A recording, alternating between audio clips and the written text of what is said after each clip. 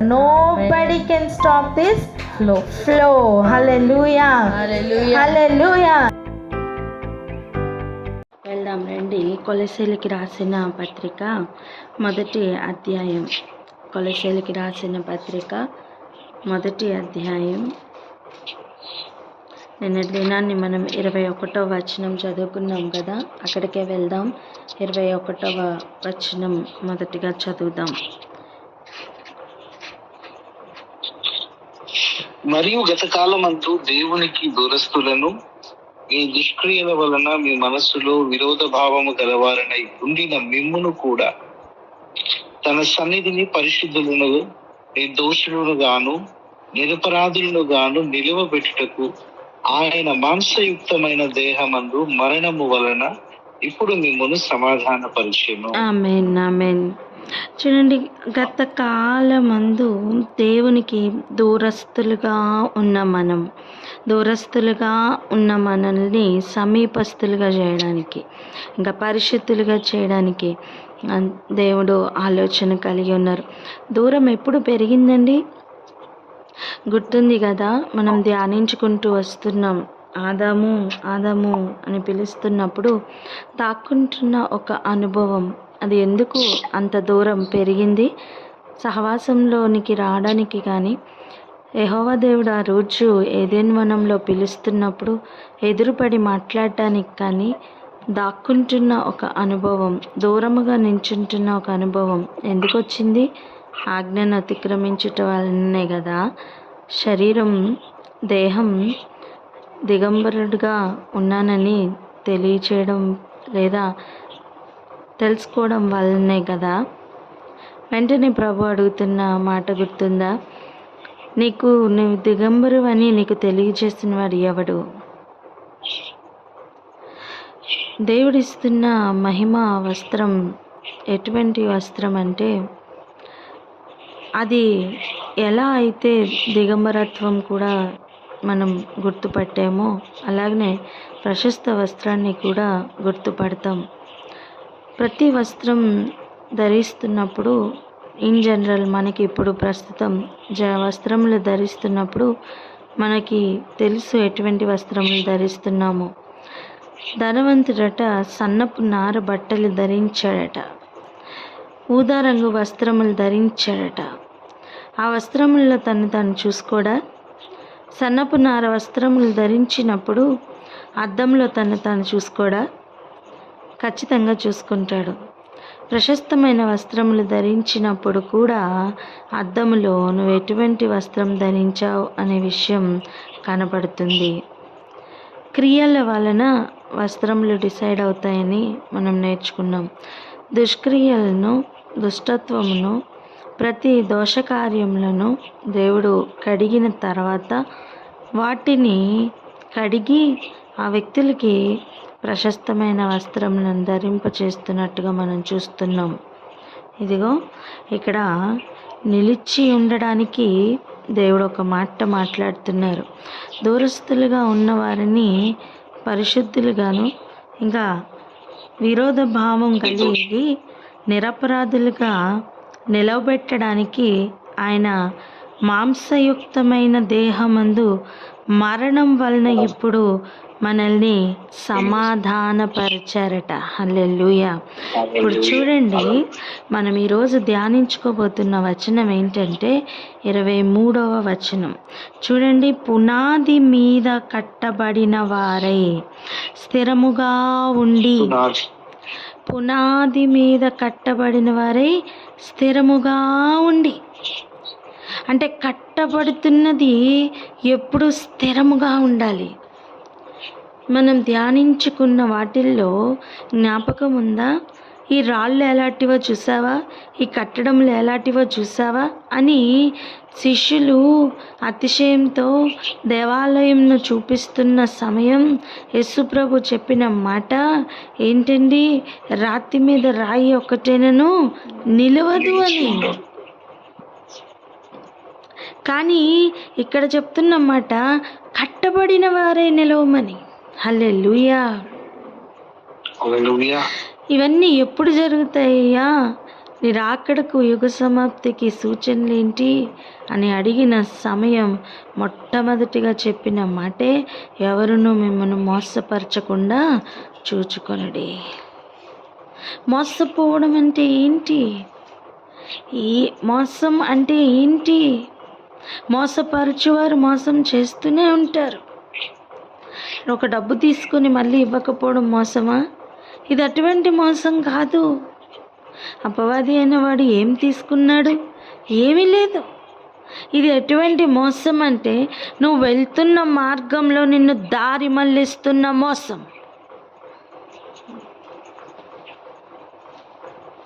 గ్రహిద్దాం.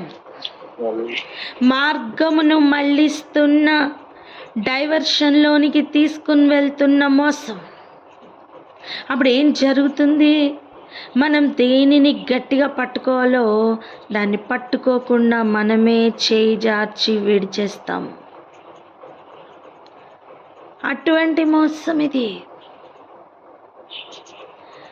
బాగుగా కట్టబడుతున్న అనుభవం కోల్పోతున్న మోసం. అందుకే చెప్తున్నమాట, పునాది మీద కట్టబడిన వారై స్థిరముగా ఉండి, ఎలా స్థిరముగా ఉండాలి, ఇంకేం చేయాలి అనే మాటల్ని జాగ్రత్తగా ఈరోజు హృదయం అనే పలకల మీద రాసుకుందాం. మీరు విన్నట్టియు ఆకాశము కింద ఉన్న సమస్త సృష్టికి ప్రకటింపబడినట్టియు ఈ సువార్త వలన కలుగు నిరీక్షణ నుండి తొలగిపోక దేని మీద నిలబడి ఉండమంటున్నారు? విశ్వాసమందు నిలిచి ఉండిన ఎడల ఇది మీకు మేలు కలుగుతుంది, ఇది మీకు కలుగును. ఇంకా చూడండి, పౌలను నేను ఆ సువార్తకు పరిచారకుడనైతిని. హల్లెలూయా. ఈరోజు మనం బాగుగా కట్టబడాలి అంటే ఎప్పుడు జరుగుతుంది అంటే, మొట్టమొదటిగా మనం స్థిరముగా నిలబడాలి. నిలబడము అనేది ఆది నుండి జరగాలి. ఆది నుండి జరగాలి. ఒక మాట చెప్పనా? ఒక కట్టడం కట్టబడుతుంది అనుకోండి, మొదటి రాయి మీదనే సరిగా నిలబడలేదనుకో, దానిపైన కట్టబడుతున్నవన్నీ నిలబడతాయా? రాళ్ళు నిలబడతాయా? నిలబడవు. మూలరాయి మీద పునాది నిలబడాలి. పునాది మీద కట్టబడుతున్న ప్రతి రాయి పేర్చబడుతూ నిలబడాలి. అవి స్థిరముగా నిలబడాలి. ఒకటి కట్టబడుతున్నప్పుడే కిందన ఏది ఆధారముగా ఉందో ఆ రాయి మీద స్థిరంగా నిలబడాలి. రెండు, బయట నుంచి వాతావరణంలో నుంచి వస్తున్న గాలి కావచ్చు, తుఫాను కావచ్చు, వరద కావచ్చు, ఆ రాయి పడిపోకుండా, ఆ కట్టడం పడిపోకుండా నిలబెట్టుకొనడం అనేది జరగాలి. ఈ రెండూ జరగాలి. అలా త్రోసివేయడానికి వస్తున్నవే ఎటువంటి ఆటంకాలో చూడండి. ఎటువంటి ఆటంకాలంటే, నిన్ను మోసపరచి నిన్ను డైవర్ట్ చేస్తున్న మార్గం, లేదా నిన్ను వెళ్ళవలసిన మార్గంలో నుండి డైవర్ట్ చేస్తున్న మోసం జరుగుతూ ఉంటుంది. ఈరోజు అవేవి జరగకుండా మన ఘటంలను మనం కాపాడుకోవాలి. హల్లెలూయా. ఎలా అది సాధ్యం అని చెప్తున్నారంటే, మనం విన్నది ఆకాశం కింద ఉన్న సమస్త సృష్టికి ప్రకటింపబడిన సువార్త వలన కలుగుతున్న నిరీక్షణ నుండి తొలగిపోవద్దు. నిన్ను ఏ మార్గంలో నుండి తొలగించడానికి ప్రయత్నం అవుతుందంటే, నువ్వు సువార్త వలన పొందుతున్న నిరీక్షణ ఉందే. మ్యూట్లో పెట్టుకోండి, దయచేసి మ్యూట్లో పెట్టుకోండి.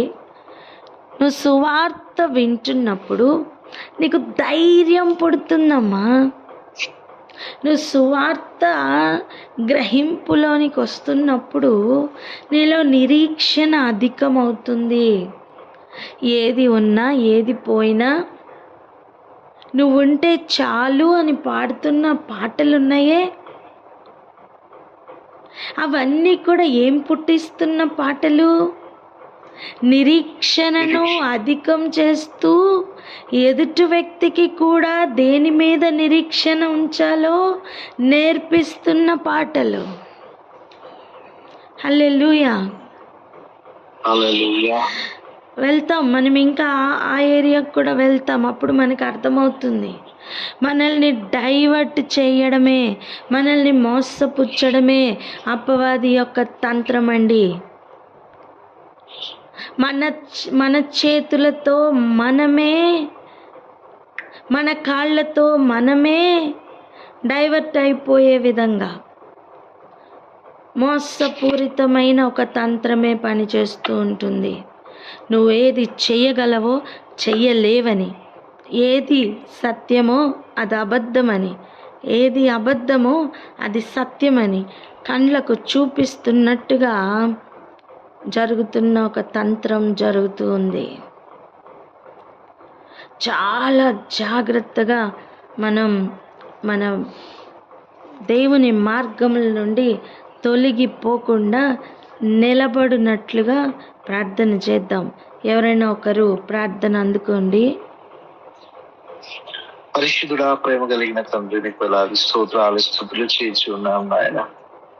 తండ్రి, మీ వాక్యం నందు ప్రభువా సెలవిస్తున్న రీతిగా నాయన తండ్రి, మేము వినినటువంటి ఈ సువార్త వలన కలుగుతున్న నిరీక్షణ నుండి ప్రభువా మేము తొలగిపోకుండా నాయన తండ్రి, మేము బాగుగా స్థిరముగా ఆ పునాది మీద కట్టబడుతున్నటువంటి కట్టడముగా తండ్రి మేము బాగుగా కట్టబడులాగున నీ కృపను దాచేయండి. ఇదిగో మేము బాగుగా కట్టబడుటకు ఒకటే మార్గం, మేము స్థిరముగా నిలబడాలి. ఆ స్థిరముగా నిలబడుట నిరీక్షణ నుండి తొలగిపోకుండా ఆ స్వార్థ వలన కలుగుతుంది అని ప్రభా లేఖనంలో సెలవిచ్చిన విధానాన్ని బట్టి మీ స్తోత్రము నాయన. తండ్రి, ఎట్టి ఏరియాలో ప్రభా, ఎట్టి క్రియల చేత లేకపోతే ఎలాంటి హృదయం చేత ప్రభా తండ్రి ఆ స్థిరత్వము నుండి ప్రభా మేము తొలగిపోతున్నాము. ఆ హృదయము తండ్రి మీ యొక్క ఉద్దేశించబడినటువంటి ఆ మార్గం నుండి ప్రభా తొలగించబడుతుందో, మేము ఎట్టి మాటల చేత ప్రభా మోసపరచబడుతున్నామో, నిజముగా మమ్మల్ని మేము తండ్రి ఆ వివేచన కలిగి ప్రభా మోసపోకుండా తండ్రి మీరు సెలవిస్తున్నారు. ఎవరు మిమ్మల్ని మోసపరిచినివ్వకుండా ఆ జాగ్రత్తగా చూసుకున్నాడు అనేటువంటి మాటలు పట్టుకొని ప్రభా జాగ్రత్త కలిగి, బహు జాగ్రత్త కలిగిన ఆయన మేము ముందుకు సాగులాగునండి కృపను దాయిచేయండి. పరిశుద్ధాత్మదేవ, ఈ ఉదయకాల సమయంలో ఈ పాదాల చెంతకు వస్తున్నాము నాయన తండ్రి. స్థిరముగా కట్టబడుతున్నట్లుగా మా విశ్వాసములో, మా నిరీక్షణలో తండ్రి, మా పరిశుద్ధతలో మేము స్థిరులుగా ఎలాంటి తండ్రి ఆ పరిస్థితులైనా, ఎలాంటి ప్రభా అవి ఎలాంటి ఎదురు దెబ్బలైనా, అవి ఏవి ఎదురైనప్పటికీ కూడా ప్రభా మా విశ్వాసంలో, మా పరిశుద్ధతలో, మా నిరీక్షణలో నాయన తండ్రి మేము స్థిరులుగా ఉండులాగున ఉదయ కాలశంలో మీ కృపను దాయిచేయండి. మేము మోసపరచబడుతున్నప్పుడు దాన్ని గ్రహించేటటువంటి ప్రభా, దాన్ని గ్రహించేటటువంటి ఆ వివేచన ఈ ఉదయ కాలశంలో మాకు అనుగ్రహించమని ప్రార్థన చేస్తూ తండ్రి మీరు మాట్లాడమని కోరుకుంటూ మా ప్రభు యేసయ్య పరిశుద్ధ నామమున అడుగుచున్నాం మా ప్రియ పరలోక తండ్రి. ఆమేన్. ఆమేన్. హల్లెలూయా. చూడండి, జకర్యా గ్రంథం 3వ అధ్యాయం 7వ వచనంలో చెప్తున్న మాట ఏంటంటే, సైన్యములకు అధిపతియగు యెహోవా సెలవిచ్చినదేమనగా, నా మార్గములలో నడుచుచు ఏం చేయాలట? నా మార్గములలో నడుచుచు. ఇది ఎప్పుడు దోషమును పరిహరించి ప్రశస్తమైన వస్త్రములు దయచేసిన తర్వాత, బాగా పెట్టించిన తర్వాత, అనగా దేవుని మార్గంలోనికి మరలా ఆయన నడిపిస్తున్న సమయం, ఇస్తున్న శ్రేష్టమైన ఇన్స్ట్రక్షన్ అండి. ఇదిగో పునాది మీద బాగుగా కట్టబడవలసిన విధానం ఇది. ఆమేన్. మనం దాన్నే చూసుకోబోతున్నాం. హృదయాల్ని సిద్ధపరచుకుందాం. ఆయన మార్గములలో నడుస్తూ ఏం చేయాలి? నేను నీకు అప్పగించిన దానిని భద్రముగా గైకొనాలి. అప్పుడు మాత్రమే ఆల్రెడీ ఆయన సన్నిధిలో లేదా ఆయన ఆలయంలో ఆల్రెడీ నిలుచున్న వారికి కలిగినట్లుగా నిలుచునే భాగ్యం ఆయన ఇస్తానంటున్నారు. అంటే ఆల్రెడీ అలా ఆయన మార్గములలో నుండి తొలగిపోకుండా నిలబడిన వారు ఇది సాధ్యమే అని చూపించిన సాక్షి సమూహం ఉన్నారు. ఆమేన్. మనం చాలాసార్లు పక్కవారు ఏం చేస్తున్నారు, నా ముందు వారు ఏం చేశారు అని కొంచెం కనుక్కొని మనం ముందుకు వెళ్తూ ఉంటాం. చాలాసార్లు మనం ఎవరిని రోల్ మోడల్గా పెట్టుకుంటున్నాం? తొలగిపోయిన వారినా, నిలబడి ఉన్న వారినా? హృదయపు లోపల ఉన్న గూఢమైన లేదా గాఢాంధకారమైన స్థలముల్లో ఉన్నట్లుగా హృదయం లోపల ఎక్కడో కొన్ని వాంఛలు ఉంటాయి. సత్యమును అనుసరించాలనే వాంఛ ఉందా? సత్య మార్గం రాగానే ఎంటర్ అయిపోతాం. అబద్ధమును ప్రేమిస్తున్న అనుభవాలు లోపల ఉన్నాయా? అవకాశం దొరకగానే తొలగిపోతాం. ఈరోజు మార్పు ఎక్కడ పొందాలి అంటే హృదయము లోపల. ఆయన మార్గంలో నడవాలి అనే వాంఛ ఎక్కడ అధికముగా ఉండాలంటే హృదయం లోపల. ఆయన అప్పగించినది జాగ్రత్తగా భద్రంగా గైకొనాలట. కానీ ముందుగా ఆయన మార్గములలో నడవాలట. రండి ఒక వచనం చదువుకుందాం. ఎఫెసీయులకు రాసిన పత్రిక 5వ అధ్యాయం మొదటి 2 వచనాలు చదువుదామా? కావున మీరు ప్రియులైన పిల్లల వలె దేవుని పోలి నడుచుకునుడి. క్రీస్తు మిమ్మును ప్రేమించి పరిమళ వాసనగా ఉండుటకు మన కొరకు తన్ను తాను దేవునికి అర్పణముగాను బలిగాను అప్పగించుకొనెను. అలాగుననే మీరును ప్రేమ కలిగి నడుచుకొనుడి. హల్లెలూయా. ఆయన మార్గములలో నడవాలి అంటే దేనిని ఆధారంగా చేసుకోవాలి? ఇదిగో ప్రేమను ఆధారంగా చేసుకోవాలి.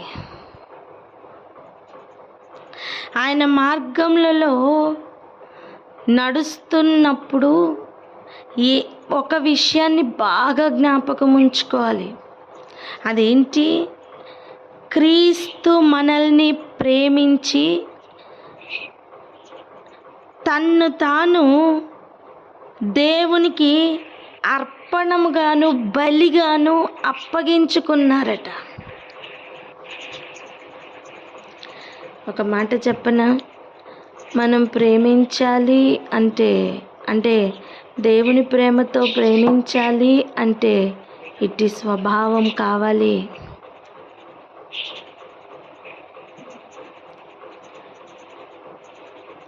ఇట్టి స్వభావమే కావాలి. అందుకే దేవుని పోలి నడుచుకోమంటున్నారు. నేనే మార్గం అని చెప్పిన యేసయ్య ఏం నేర్పించారు? నేను ఒక మార్గంలో వెళ్తా, మీరు ఇంకొక మార్గంలో వచ్చేయండి అని చెప్పారా? లేదు. నేను శిరస్సు, మీరు అవయవాలు. శిరస్సు చెప్పినది అవయవాలు ఎలా తూచా తప్పకుండా ఫాలో అవుతాయో అలా సంఘం అనే శరీరం మనం కూడా ఆయనను పోలి ఆయన చెప్పినట్టుగా నడుచుకోవాలి. మరి ఇందులో నుండి డైవర్షన్ ఎలా వస్తుంది చూడండి ఒకసారి. 3వ వచనం చూడండి. మీలో జారత్వమే గాని చదవండి. ఏ విధమైన అపవిత్రత కానీ లోభత్వమే గాని వీటి పేరైనను ఎత్తకూడదు, ఇదే పరిశుద్ధులకు తగినది. ఇది ఫస్ట్ అండ్ ఫార్మోస్ట్ మనం అలవాటు చేసుకోవాల్సిన మాట. జారత్వమే గాని ఏ విధమైన అపవిత్రతే గాని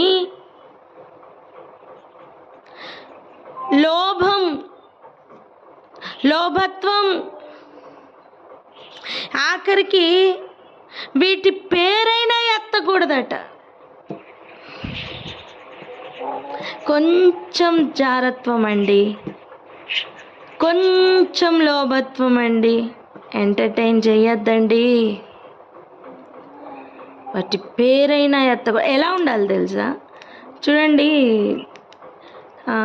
మరణం అనే పేరు కూడా ఎత్తకుండా ప్రతిదినాన్ని కూడా గడిపేస్తూ, ఒకవేళ మరణం అనే మాట కనుక వస్తే చెంపల్లో ఇట్లా చెంపల మీద కొట్టేసుకొని ఏదో తప్పు మాట్లాడేసినట్టుగా ఫీల్ అయ్యి అసలు వాటి పేరు కూడా ఎత్తకుండా చాలా భద్రంగా కాపాడుకుంటూ జీవితాల్ని మరణంలోకే తీసుకుని వెళ్ళిపోతున్న అనుభవాలు కొన్ని ఉన్నాయి చూసారా? లోకం అదే కదా నేర్పిస్తుంది. మాట్లాడకూడదు, వాటి గురించి మాట్లాడకూడదు. పుట్టిన తర్వాత ఎందుకు పుట్టామో, మరణం అంటే ఏమిటో, ఎలా తప్పించుకోవాలో వాటి గురించి ఆలోచన కూడా చేయకుండా మాట్లాడకూడదట. మాట్లాడితే ఏం చేయాలట? ఎలా వేసుకోండి చెంపల మీద, ఇట్లా అని ఏదో తప్పు మాట్లాడినట్టు. ఎందుకు? ఆ పేరు ఎత్తేసి, ఏ పేరు? చావు మాట మాట్లాడామని ఆ పేరు ఎత్తినందుకు అమ్మో తప్పు మాట్లాడేసానని నాలుగు ఖర్చుకుంటున్న ఒక అనుభవం ఉంది చూసారా? ఇదిగో యాక్చువల్గా ఆ అనుభవం దేనికి రావాలంటే వీటికి రావాలి. ఇంకా చూడండి, కృతజ్ఞత వచనమే మీరు ఉచ్చరింపవలెను గాని మీరు బూతులైనను పోకిరి మాటలైనను సరసోక్తులైనను ఉచ్చరింపకూడదు, ఇవి మీకు తగవు.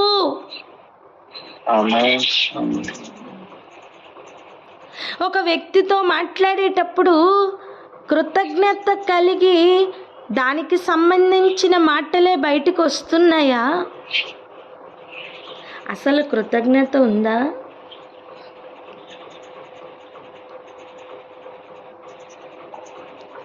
పోకిరి మాటలు, అనవసరమైన వెర్రిని పుట్టిస్తున్న మాటలు ఎందుకండి? బూతులు ఎందుకండి? ఇవన్నీ నీ పరిశుద్ధత అనే మార్గం నుండి తొలగిస్తున్న భయంకరమైన డైవర్షన్స్ కదా. ఆయన మార్గంలో నడుస్తున్న అనుభవంలో నుండి తొలగిపోతున్న అనుభవాలే కదా.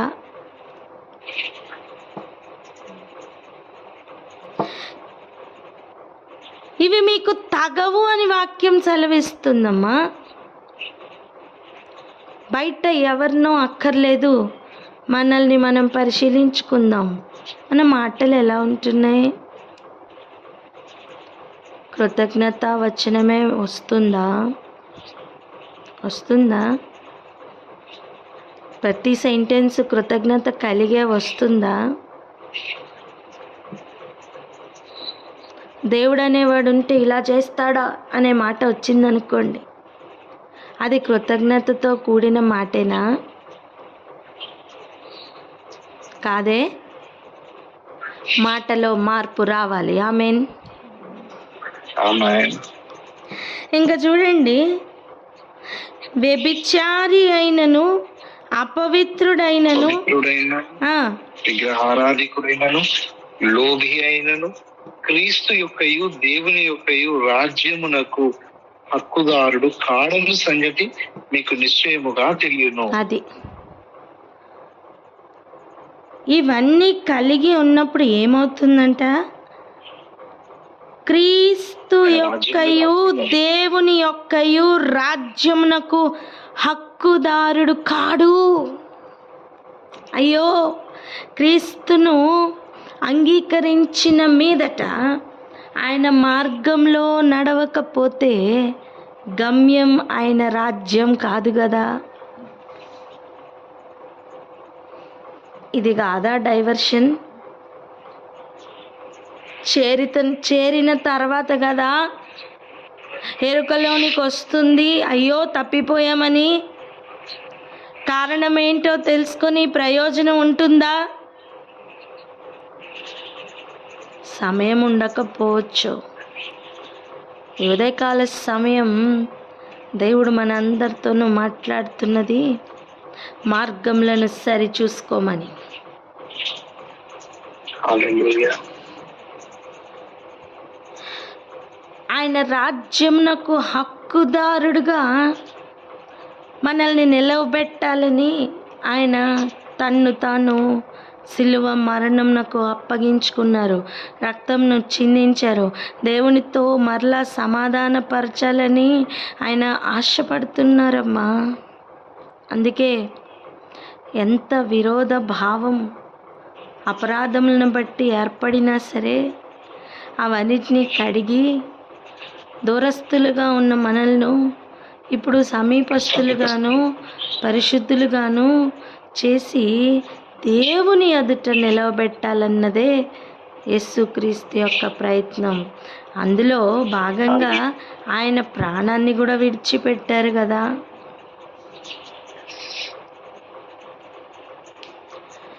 వ్యర్థమైన మాటల వలన, ఆలోచన చూడండి, ఎవడును మిమ్మును మోసపరచనీయకుడి.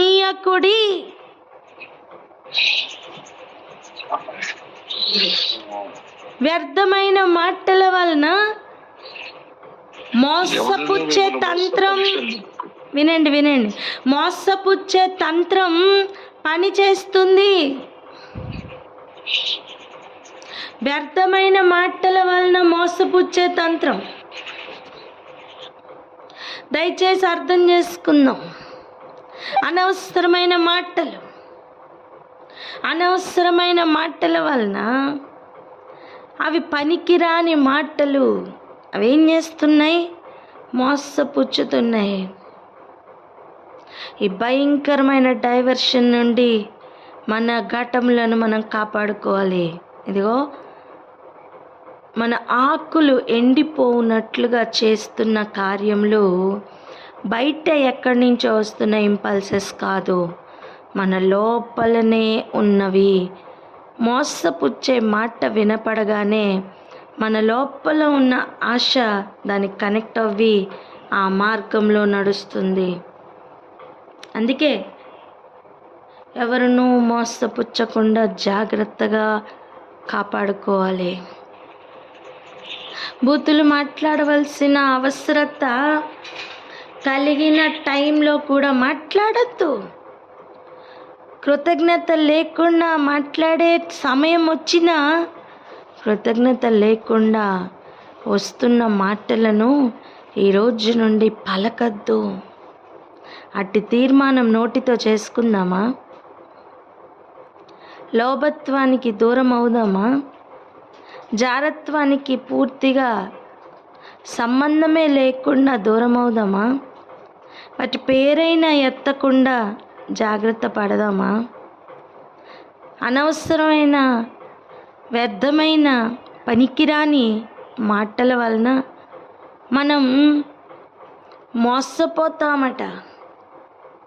అందుకని జాగ్రత్త పడదామా? దేవుని రాజ్యమునకు నన్ను పాత్రుడిగా చేస్తుందా లేదా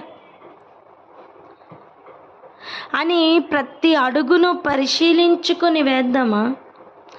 బురద ఉందనుకోండి, ఎప్పుడూ నడిచినట్టే పైన చూసుకుంటూ కింద నడిచేస్తామా? లేదు కదా. ఖచ్చితంగా ఎక్కడ కాలు జారుతుందో అని జాగ్రత్తగానే అడుగులు వేస్తూ వెళ్తాం కదా. బురద ఒకవేళ అంటుకుంటే కూడా వెంటనే కడుక్కునే ప్రయత్నం చేస్తాం కదా. నీళ్ళు ఎక్కడున్నాయని వెతుక్కుంటాం కదా. కాళ్ళను కూడా ఎలా కడుక్కోవాలో ప్రయత్నం చేస్తాం కదా.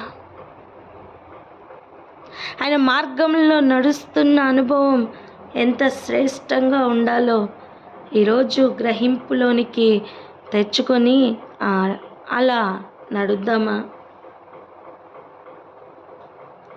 ఇంకా చూడండి 7వ వచనం చూడండి. ఇట్టి క్రియల వలన దేవుని ఉగ్రత అవిధేయులైన వారి మీదకి వచ్చును గనుక మీరు అట్టి వారితో పాలివారై ఉండకుడి.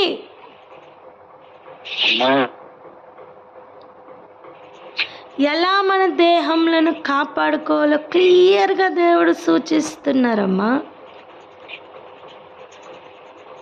నువ్వు సహవాసం కూడా చెయ్యకు. నిన్ను డైవర్షన్లోనికి తీసుకుని వెళ్తున్న మార్గం, నిన్ను డైవర్షన్లోనికి తీసుకుని వెళ్తున్న మాటలు అని అర్థమైందా? వెళ్ళకు.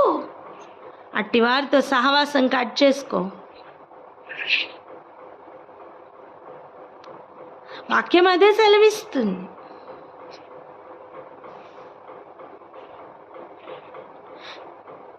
ఇలాంటి క్రియల వలన దేవుని ఉగ్రత సంప్రాప్తిస్తుందండి. ప్రేమ ఒక పక్కన ఉంటే ఉగ్రత ఇంకొక పక్కన ఉంది. ఆయన ప్రేమను గనక నిర్లక్ష్యం చేస్తే ఆయన ఉగ్రతను రుచి చూడవలసిన అవసరత ఉంటుంది.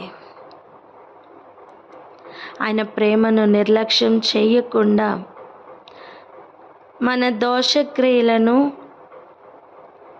మన పాపములను ఆయన కడగడానికి ఆయన ఒక్కసారి చిందించిన రక్తం ఈనాటికి ప్రవహిస్తూ ఉంటుండగా మన క్రియలను కడుక్కుందాం, మన వస్త్రములను కడుక్కుందాం, మైల వస్త్రములను తొలగించుకుందాం.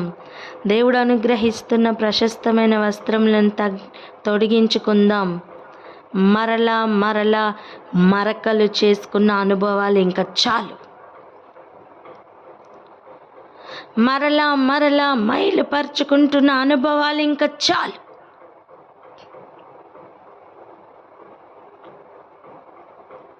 మీకు అంతగా ఎక్కడ పాడవుతున్నానో అని సోర్స్ కనిపెట్టండి. కనపడిందా? వారితో సహవాసం కూడా కట్ చేసుకోండి. వాటి పేరైనా నోటితో ఎత్తకుండా జాగ్రత్త పడాలి. క్రియలు ఎంత ముఖ్యంగా దేవుడు పరిశీలిస్తున్నారంటే, హృదయం లోపల ఉండే ఆలోచనలు, ఊహలను, తలంపులను కూడా ఎంతగా దేవుడు పరిశీలిస్తున్నారంటే, దావీదు చెప్పిన మాటను ధైర్యంగా చెప్పగలగాలి. నేను పరిశోధించినప్పుడు ఒక్క అపవిత్రమైన ఒక్క ఆలోచన కూడా నా యందు కానరాలేదని దావీదు తాను గురించి చెప్పుకున్నట్లుగా, ఎవరైనా నాలో పాపం కనుగొనగలరా అని అడిగిన యేసయ్య బిడ్డగా, లోకం నాకు సవాలు విసురుతున్న యేసయ్య నామం ఇంకా దూషింపబడకుండా జాగ్రత్తగా ఆయన మార్గంలో నడవడానికి ఈరోజు తీర్మానం తీసుకుందామా? అలాగైతే ఇవన్నిటినీ విడిచిపెడదామా? పోకిరి మాటలు కానీ పోకిరి చేష్టలు కానీ మనకి తగవు కదా. సరసోక్తులు మనకి సంబంధించినవి కావు కదా. డబుల్ మీనింగ్ డైలాగ్స్ అండి. సరసోక్తులు అంటే ఏంటి? డబుల్ త్రిబుల్ మీనింగ్ వచ్చే మాటలు నవ్వు పుట్టిస్తున్నాయా? ఈరోజు నుంచి భయం పుట్టించాలి. చెయ్యి అడ్డం పెట్టుకొని పుసుపుసుమని నవ్వడం కాదు, అసహించుకో. అటువంటి వారితో సహవాసం కూడా కట్ చేసుకో. దేహమును కాపాడుకుంటున్న అనుభవం, దేవుడిచ్చిన అవకాశంను చేజార్చుకోకుండా జాగ్రత్తగా అడుగులు వేస్తున్న అనుభవం అండి. ఇక మిగిలిన విషయాలు రేపటి దినాన్ని చూద్దాం. కానీ ఈరోజుకి మనం ఇక్కడ ఆగి ప్రార్థన చేసుకుందాం. ప్రార్థనకు ఆసక్తి అధికం అవ్వాలి. ప్రతి ఒక్కరూ ప్రార్థన చెయ్యాలి. ప్రార్థన చేస్తున్న సమయం గుర్తుంచుకుందాం, మన ప్రవర్తనను కూడా మార్చుకోవడానికి తీసుకుంటున్న తీర్మానం. ఈరోజు ఏ మార్గంలో నడవాలో, ఎటువంటి మాటలు మాట్లాడాలో, ఎటువంటి క్రియలు చెయ్యాలో నేర్చుకుంటున్నాం కదా. అవి అన్నీ చెయ్యాలి అన్న ఆశ ఉంటుంది, కరెక్టే. ఆత్మ సిద్ధమే, కరెక్టే.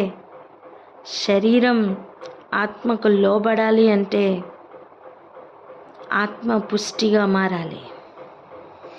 శరీరం కాదు పుష్టిగా మారవలసిందే.